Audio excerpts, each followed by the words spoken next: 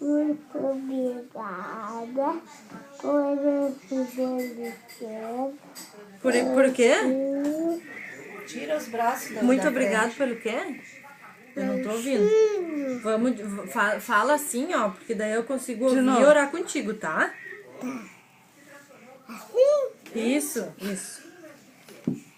Pai do céu, muito obrigada por esse delicioso lanchinho que vamos comer.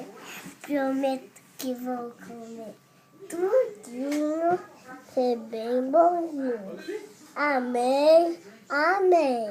Amém. Criança educada, come de boca fechada. Amém, amém. Amém. Ai, Ei! que linda! Que linda! Onde tu aprendeu a orar assim? Lá na minha escola. É? E tu sempre ora assim antes de comer? É? Hoje ela orou.